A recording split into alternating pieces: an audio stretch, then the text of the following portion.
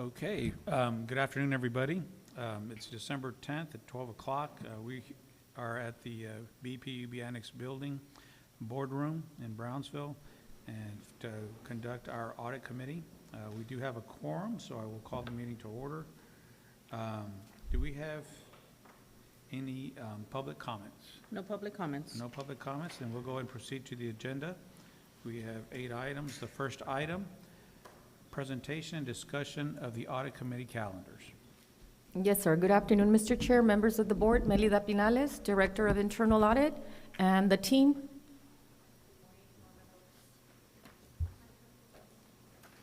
Okay, so we have the 2025 Audit Committee scheduled for this year. We have conducted 4 committee meetings, even though they weren't scheduled, but we did have them. We had one on January the 30th, April the 16th, August the 21st, and today's is for December the 10th. So we have completed the 4 of them for the year. And then moving on to 2026, I did work closely with the administrative assistants to assist me with this to ensure that for this coming year, we don't have anything that correlates with any other meetings or any holidays. So this is the plan schedule for 2026. Do you have any questions? Any questions? No questions?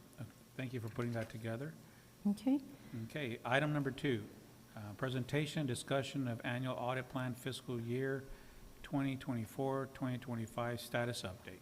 Yes, sir. So on this agenda item, this is just to give a kind of a wrap-up of everything that was conducted for the fiscal year. So if we start off with Q1 on the audits, everything was completed. So we do have here the column for the audit, and then when we started it, when we ended it, and then the status. So all of them were completed for Q1.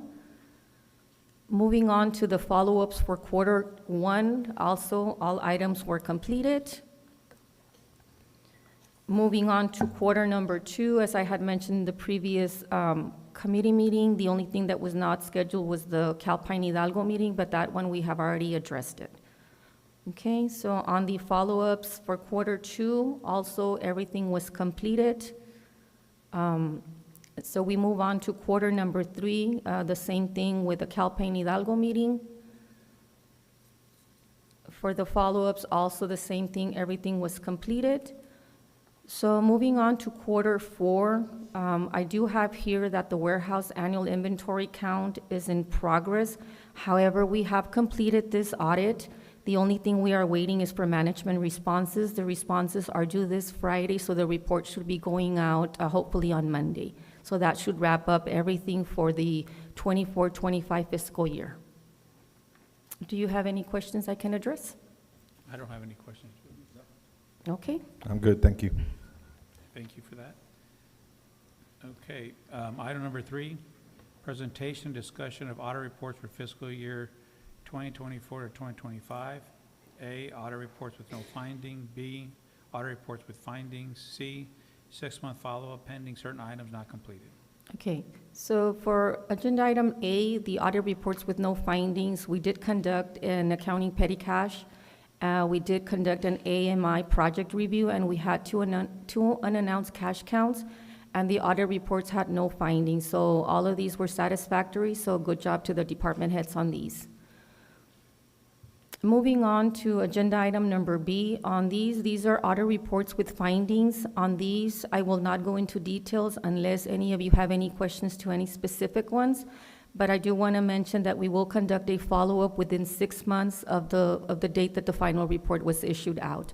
So these should be coming up. It just depends on when the final report is issued out that we will be reporting. Okay. Any questions? No. No questions. Okay, so moving on to C, the 6-month follow-up pending certain items not completed. So in this category, we do have 3 audits. We have the purchasing, the warehouse, and the wastewater lift stations. So with the purchasing follow-up, this audit, we completed it back in March, and we conducted the follow-up in September. I did talk to the manager yesterday, and this is still pending. The procedure is still pending, so this will be one of the items that is in the list of all the pending items.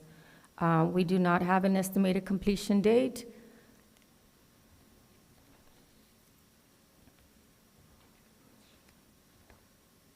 Okay, moving on to the warehouse follow-up. Wait, why is there no estimated completion date?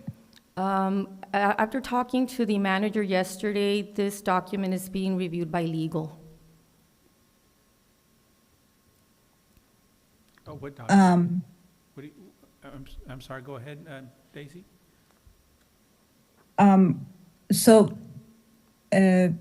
is, I guess I don't understand what that means. Like, it's still being reviewed by legal, so when, can you explain? So I did reach out yesterday to the manager for this department, you know, trying to see if I could get a follow-up so I can, If I may, Paul Gonzalez, General Counsel, Chief Legal Officer, Juan Pequeño, and review, the point being all formal requirements of procurement law are in fact, so we don't have, and unless we have a specific date to provide. It's actually been finalized. I think it's just a matter of formatting and minor issues like that. I would think it could be done relatively quickly, so I'll follow up on that as soon as possible. Okay, and correct me if I'm wrong, with the participation of the legal department, that the policies will be reviewed, right? And then presented, if necessary, presented to the board for approval by the end of the first quarter. yes, sir, yes, when we complete the follow-up, yesterday was just another courtesy call, so I could be able to share more information. Okay. I mean, I think Paul, did that happen? Did y'all, in the response to the audit, did y'all kind of, maybe that was verbally communicated, but it, Response that Ms. Solitaire may have provided on this, and whether she included a timetable on the preliminary basis, but certainly it'll be done within the first quarter of 2026. okay, very good. All right, thank you. Yeah, any more questions on that specific follow-up for purchasing? No, thank you. Okay, the next one, please. Yes, sir. So moving on to the warehouse follow-up, when we completed the report back in September, there was 5 items that were completed, and there was still 4 that were still pending. I also followed up with the manager yesterday, and the first one, which is the policy, that policy was approved by the board in October, so that one has been completed. And then the other 3 items, which is the inventory controls, the commodities listing, and the lack of system maintenance, those, they had set a completion date of January 31st of 2026. So those are still, they're still working on those. Okay, very good. Okay, so moving on to the wastewater lift stations follow-up. Also, during the follow-up, 2 of them had been completed, and the one that's still pending, I also reached out on that one. The one that's still pending it was a 2-part finding. One of them had to do with the procedure, and the other one had to do with ensuring that the manager provided all the information to the appropriate department to update the system. So that was taken care of. What is still pending is the procedure, and I do not have an estimated completion date. Okay. Any questions? I guess similar, just is there a target date? General. Paul Gonzalez, acting records manager, which oversees also the procedures and review policy under the board's policy. We have a backlog of procedures, but the point that has been made clear to management is that any substantive requirements are defined by the areas, not by the folks in records who are checking to make sure the formatting is correct, right?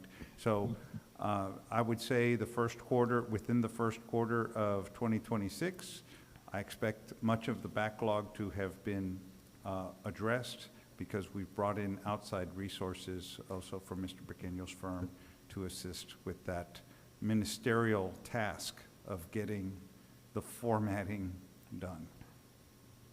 Okay. I think that's a fair, acceptable date. Okay. Any other questions on item number 3? No. Yep, okay, then we'll move on to item number 4. Presentation and discussion of pending certain items not completed fiscal year 2024, 2025.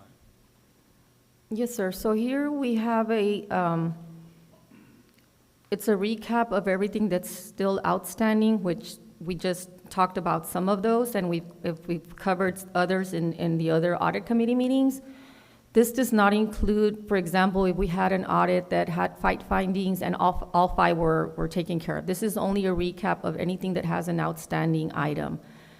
So we do have there was a total of 82 findings, 47 were implemented, and 34 are still in progress or not implemented.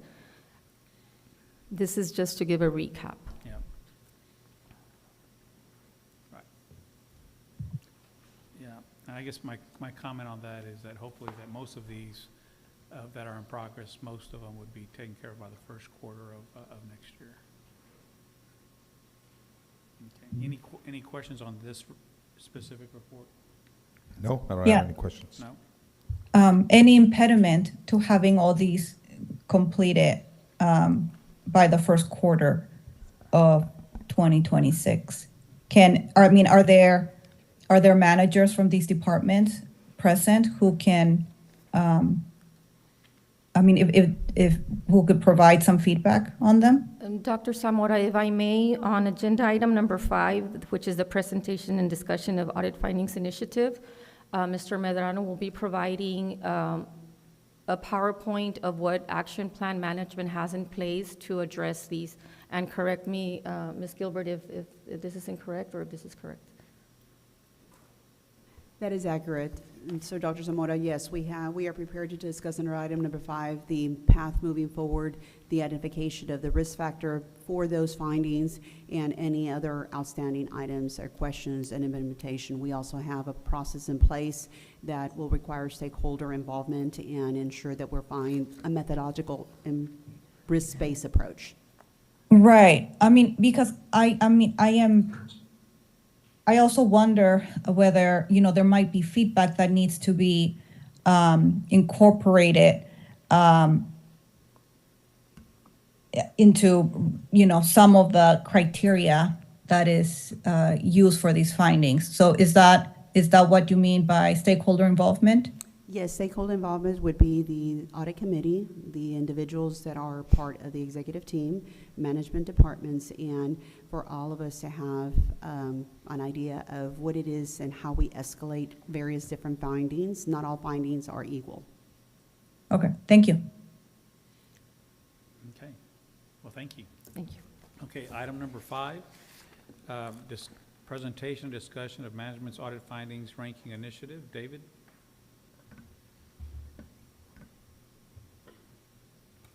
So this is Mark Dombrowski, Chief Operating Officer. I was asked to make a few comments. Sure. So as many of you know, since returning to Brownsville, Mr. David Medrano has become a respected leader in our financial management team. And we as executive team, as BPUB, have asked David to develop an effective method to approach the critical task of responding to internal audit findings. And today I'd like him to frame his remarks by highlighting the depth and the professional experience and significance of his perspective on this. David brings more than 30 years of experience in accounting, finance, enterprise, and commodity risk management, internal audit, and compliance, spanning both public and private sectors, as well as some of the most complex utility and energy companies in the country. His executive roles have included Chief Compliance Officer, Chief Financial Officer, Chief Ethics Officer, Chief Audit Officer, with organizations like Shell Oil Company, TXU Energy, Reliant Energy, CPS, SoCal Edison, and Pacific Gas. He holds a bachelor's in business administration from Southern Methodist University and a master's in accountancy from University of St. Thomas. He's completed the executive development program at Rice University Jones School of Business, and he's a certified public accountant in Texas and California, a certified internal auditor with the Institute of Internal Auditors, a certified fraud examiner, a financial risk manager, and a Lean Six Sigma black belt. He spent his career working directly with governing bodies and audit committees, leading audit departments, and ensuring alignment with national and international audit and risk management standards. With that background, We believe David is uniquely positioned to address today's topic, which is how can BPUB strengthen its governance, reinforce internal controls, and enhance risk management practices by improving our organizational response to internal audit findings. Okay, very good. Thank you, Mark. Okay, thank you, Mark. So good afternoon. Thank you, members of the Audit Committee, for allowing me the opportunity to speak to you this afternoon about this proposed initiative. And as Mark had mentioned, I serve happily, I might add, BPUB as its Director of Finance. However, I've had a number of years in the audit space, and I am, like Mike said, certified as an internal auditor. So my role here today is to serve in an advisory capacity as an internal auditor. And my presentation today is intended to satisfy my duty of care to management and to the Audit Committee, to comply with global internal audit standards in my communication to you here today. Firstly, what I wanted to do is to, what I thought would be helpful in pulling together a framework is to outline some principles that might serve to guide it along, in addition to some well-regarded references that were helpful in shaping its design. So here I've outlined some of which included ISO 31000, which is related to risk management, the global internal auditing standards, and ISO 9001, which is quality management standards. Next, I thought I would be helpful to outline a tentative timeline and key action steps as part of the initial rollout for this initiative. The first step was to introduce this initiative in concept to the Audit Committee, but it'll be followed up in Q2 and Q3 and Q4 as we roll this out and perform some exercises on the tool that I'll be presenting to you today. Any questions so far? All right. The next is also I thought it would be helpful to outline some objectives of this initiative, one of which is to establish a practical approach for addressing audit findings that is useful across departments, whether one is in finance or whether one is in water operations, and then really kind of help distinguish between a finding and a risk to an organization. Next, I wanted to provide some working definitions and concepts that underlie the framework. I think key to this is materiality, the concept of significance, and also an organization's risk tolerance.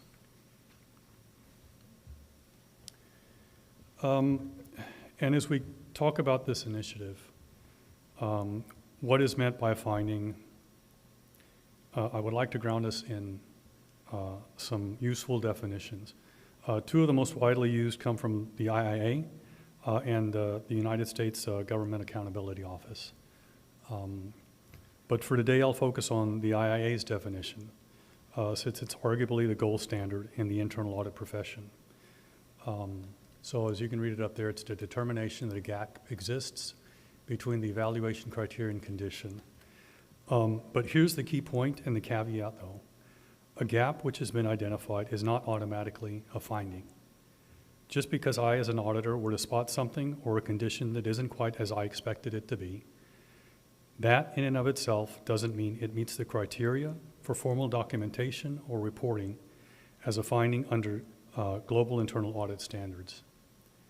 More importantly, if something is labeled as a finding when it shouldn't be, that can actually be considered an error under those standards, meaning that the report would need to be corrected, retracted, and reissued to everyone and every user who received or relied upon that information contained in that report. That's why disciplines like internal audit, risk management, enterprise risk management, ethics, and compliance use the term finding very carefully, deliberately, and intentionally. A finding is meant to signal that a gap has risen to a level of being or highly becoming so significant that it presents a material risk to an organization, one that truly needs leadership attention and organizational action. The real value of this term lies in its signaling power to decision makers. When the term is used correctly, it helps direct resources to the issues that mattered most.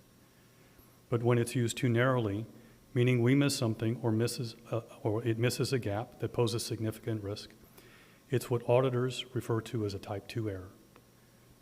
When we use the term too broadly, we label gaps that pose non-significant risk. It's a type 1 error. Both of these types of errors weaken the message and reduce the credibility of the process. Equally important, it's a reflection of the maturity of an organization's risk management process when it's unable to distinguish between significant and non-significant risks. So for public sector organizations like cities and public utilities, type 1 errors can be especially harmful. They can push us to spend time and money on issues that aren't truly high risk, diverting resources from areas where they could have a greater impact. The caution here is that it may be considered not good stewardship of public dollars. So when we talk about correcting, retracting, and reissuing reports, it isn't about being punitive. It's about maintaining the integrity of the term finding, keeping it reserved for issues that truly need urgent action, and ensuring that our decisions reflect the best use of public resources. So this next slide is, as of October 31st, there were 103 audit findings outstanding across 38 internal audit reports. So I'd had a chance to sit down, me and the director, to reconcile, and this is, I guess, a different point in time with what she was reporting. But this is the situation that accelerated the development of this initiative. Next, I didn't want this process to be arbitrary, and I want it to be relied on professional standards. How one goes about evaluating the nature of an audit finding, what to look for, what components to include, what criteria to develop in the modeling of the output of this process. So here is a standard directly from the internal audit standards, and it's the preferred approach for evaluating audit findings. And it's what I'll be introducing to you as a tool or a prototype to consider. It looks at the things that are important to look at: risk tolerance levels, impact, likelihood, and the concept of significant risk to an organization. Next, as part of our evaluation, as we get gaps that are presented to us in audit reports, we'll be looking at a lot of different domains, from financial to ethical culture to reputational and affordability. So this prototype here really tries to gravitate to the professional standards, in that it is a little busy, but it tends to capture a lot of the criteria that are embedded in the evaluation of a finding. It identifies several key organizational objectives. It also begins to outline risk tolerances through what are called event triggers for each domain. And what we would ask ourselves as management in the evaluation of a gap that we get in an audit report is, would a failure to address the gap identified in a report reach a materiality level such that BPUB would reach the risk tolerance level that we've outlined here or proposed? So that is the nature of how we understand whether we are operating within the risk tolerances of an organization across a lot of different domains. We'd assign a likelihood that the event trigger would be breached or reached if we don't address the finding. And then ultimately those individual domains and the materiality levels assessed with each audit will formulate into an overall significance of the risk of the finding or of the gap that is being proposed to us. And then in the next slide is really kind of a tentative protocol for how one would address issues that are presented to us and how management would go about remediating them and the timeline associated with the action plan. And then ultimately, we get a risk profile across the organization of what the organization looks like based on findings that have not been completed yet or have been issued by our internal audit team. So is this real data, or is this just No, conceptual? It's conceptual right now, yes, sir. The idea is to, and this is going to take a little time, and it's going to take a lot of coordination and collaboration, but to get to a point where we are able to, as an organization, present to the governing body what the heat map looks like, because that's very important. it paints a picture of a lot of different words and a lot of different reports in a nutshell to see where we are within the 4 grids on a heat map. So that is initially the idea of what we are proposing. And it is all driven by risk, which dictates action, which dictates timelines, and resource allocation and optimization. So I'd be happy to take any questions you all might.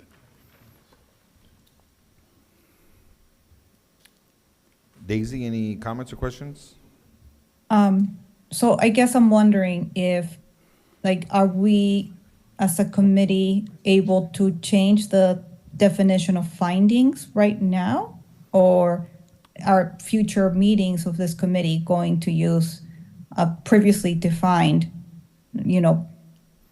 findings as this process goes underway?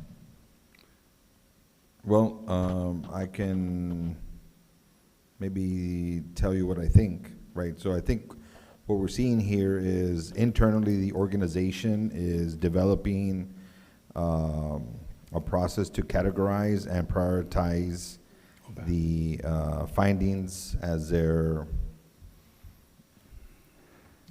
determined.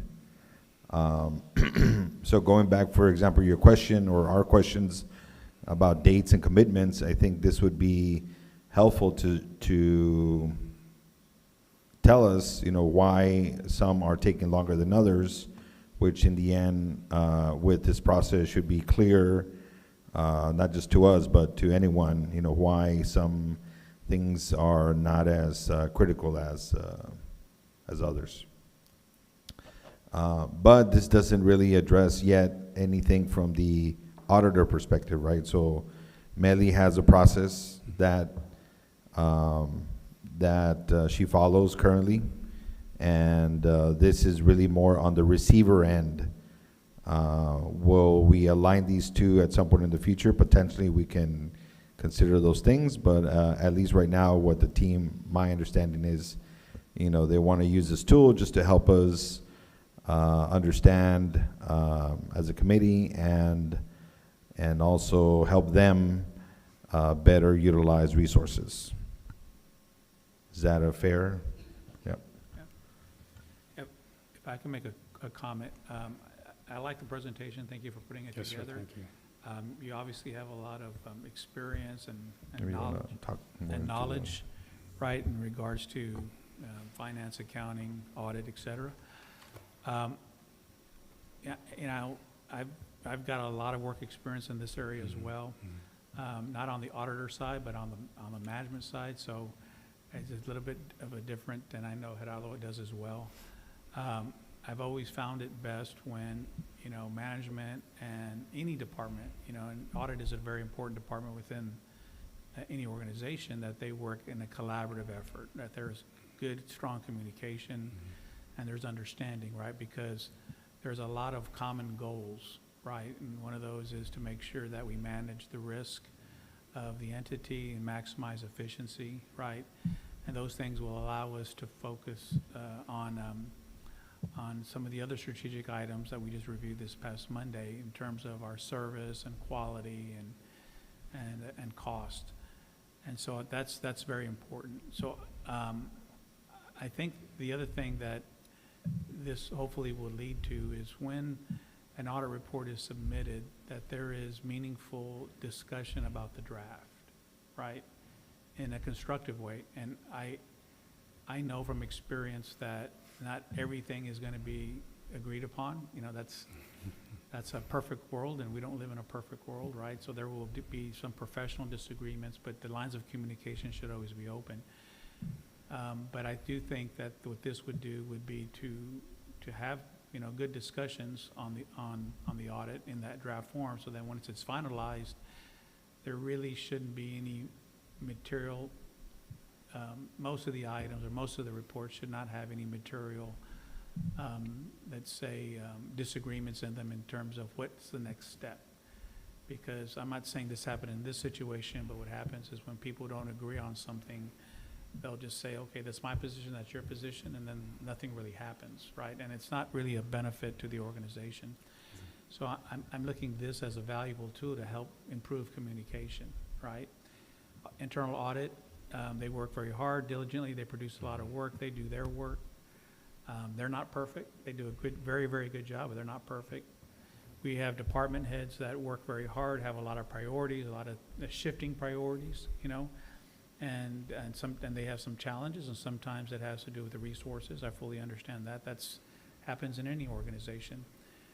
But they have to have that investment up front when this comes out in a draft to say, okay, yes, okay.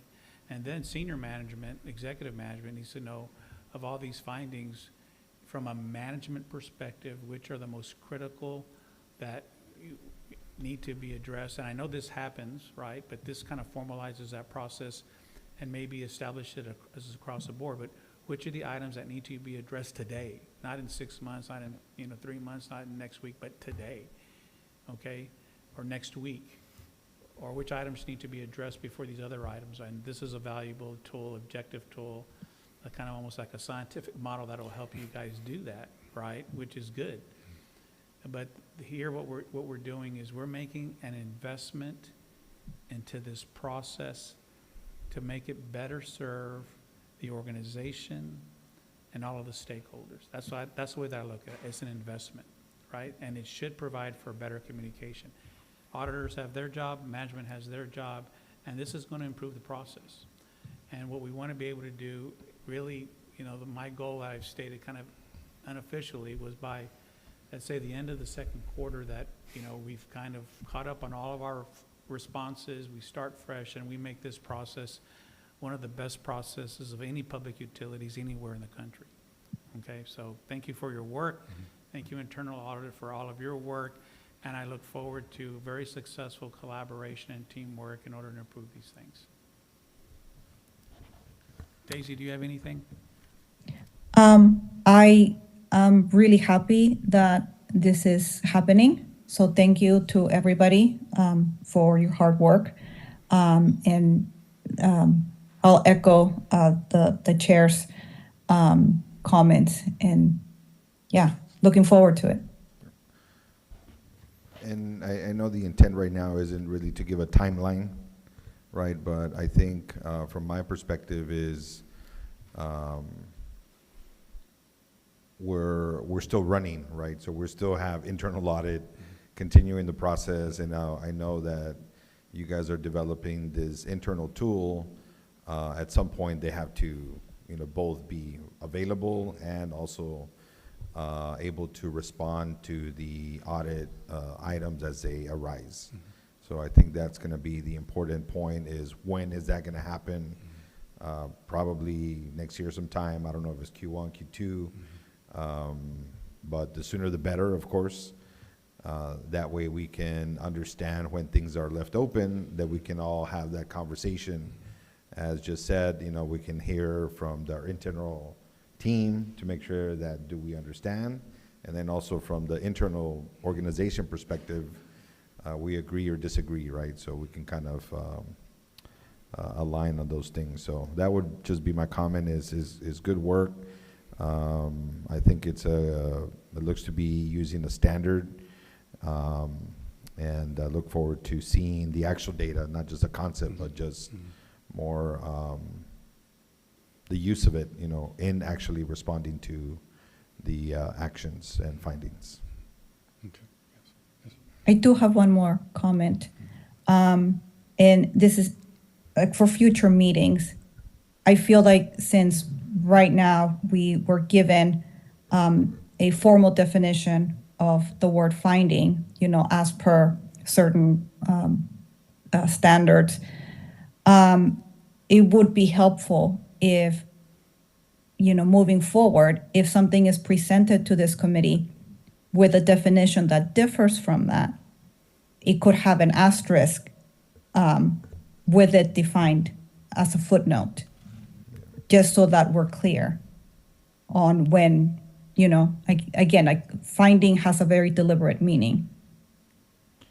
Yeah, and I don't think that maybe, you know, Melly is welcome to make any comment around that, but I'm sure from her side that definition hasn't changed. right? So, I think. But I don't think know we're- what that is. It was not defined. Yeah, I mean, maybe it hasn't been presented, in this case, they're giving more of a background and details.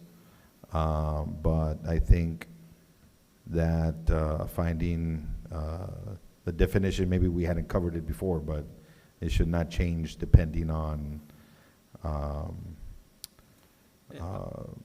I would agree. I think the definition doesn't change. It's just the application of the definition Yeah. to that specific situation, and not every single situation is the same. So I mean, it's something that has always come up. I mean, I think in any audit report, there always is a question, is this a finding, is it not a, I mean, that's gonna, even if we put this in place, it's still gonna come up. But this allows for and facilitates better communication between management and the internal auditor, and it improves the process. Yeah. And so I see this as moving forward, not remaining stagnant, or even, going backwards. It's a step in the right direction. But I think once you put it in place, it's the application is going to be, they always say the devil's in the details, right? So here, the details are going to be in the application and the discussion that goes back between the professionals we have on the management and the manager side and on the audit side.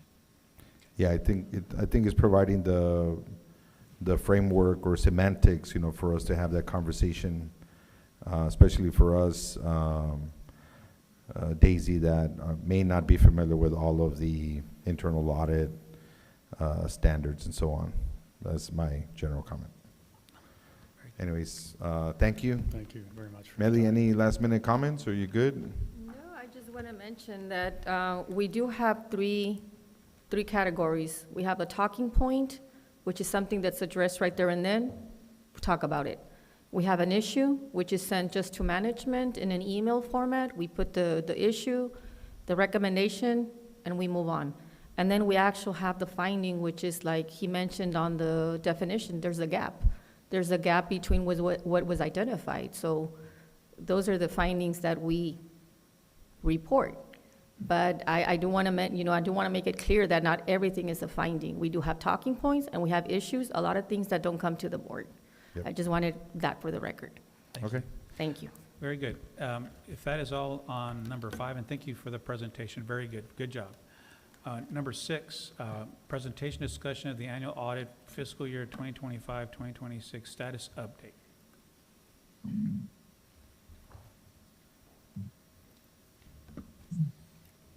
Yes, so this is for October 1st, we started our new fiscal year.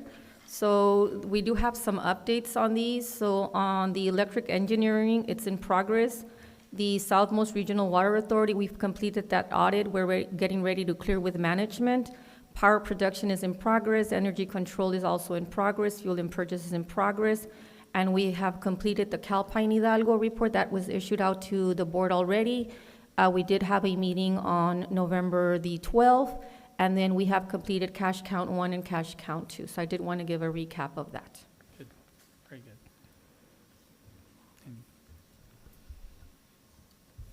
And then on the follow-ups, we have completed both, we've completed all 3 actually. The reports have been sent out. We will only be reporting on payroll because the other 2 didn't make it to this committee meeting, so we will be reporting in February. Okay. Any questions? No? No questions? We'll move on to item number 7, presentation discussion of the audit report for fiscal year 2025-2026. A 6-month follow-up pending, certain items not completed. Yes, so on the payroll follow-up, I did follow up with the area manager this morning. So on the policy has been approved. That was approved on Monday, so that has been taken care of. And then the timekeeper and approval listing and the advice of change process, these are 2 items that are in progress, but eventually will be taken care of once they have the new human resource information system. So I'm happy to report that things are moving along. Good, very good. Thank you. Any questions on this slide? No? No? Okay. The last item, discussion and a request for future agenda items. Anyone? None? I don't No, have anything thank you. at the moment. Daisy? Okay. So with that, I will entertain a motion to adjourn. Motion to adjourn? Is there a second? Second? All those in I'll favor? second. Aye. Aye. Very good. Well, thank you for your reports. Thanks, everybody. Thank you.